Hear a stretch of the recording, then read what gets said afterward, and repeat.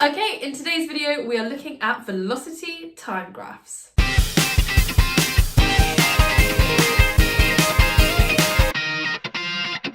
Here is an example of a velocity time graph of a runner in a race. Let's have a little look at each part of this graph. So this first section here is where the runner is accelerating. And then the flat line here is the runner at a steady speed through the main part of their race.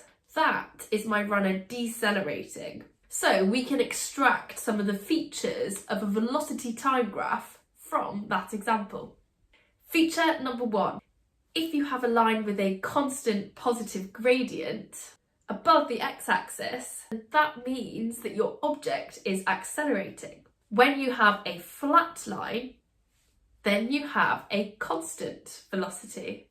Then, if you have a constant negative gradient, or downwards line back towards 0, then your object is decelerating. The final feature is the area under your graph is equal to the distance travelled by your object. We can actually calculate the acceleration by using the gradient. Let's do it for this person here. Again, if you're unsure about calculating gradients, please do click on the math skill video. So here we have 8 minus 0 divided by 40 minus 0, and that gives me 0.2 meters per second squared. Let's calculate the deceleration of the person. So for this, we have 0 minus 8 divided by 160 minus 80, and that gives me minus 0.1 meters per second squared. The negative sign shows me that this object is decelerating. You can quite easily spot the size or magnitude of your acceleration. That's because the steeper the gradient, the larger the size of the acceleration.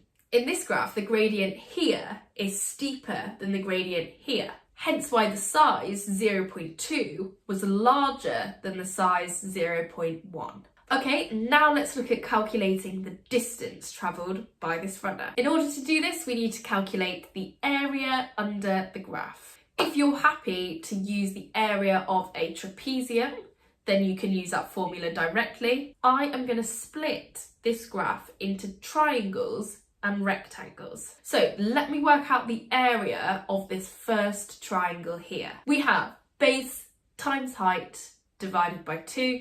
So 40 times 8 divided by 2 is equal to 160 meters.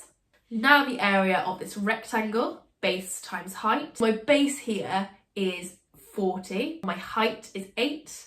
40 times 8 is 320. And then the area of my final triangle, base 80 times height 8 divided by 2 is 320. Okay, now I just add them all up together, 800 meters. You may be asked in your exam how you could measure the speed of something.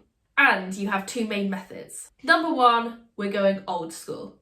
I'm talking a stopwatch and a ruler. Use the ruler to measure the distance travelled, use the stopwatch to time, and then to find speed, we use our equation, distance over time.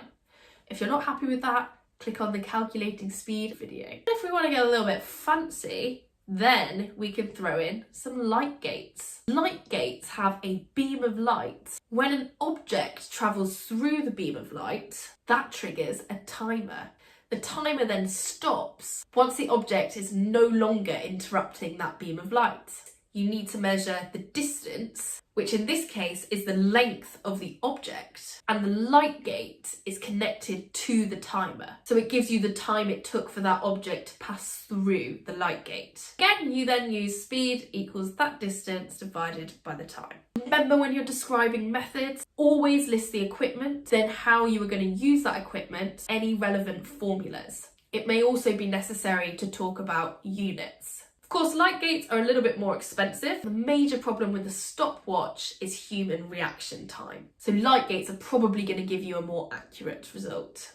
And when you have calculated the speeds of things, you might want to do a quick sense check with the number that you end up with. That, and there's a cheeky little spec point that requires you to know some typical everyday speeds. So without further ado, here they are. Learn them at your own inconvenience. Okay, thanks for watching. If you like the video, please like and subscribe. Download the notes for those key features and worked examples.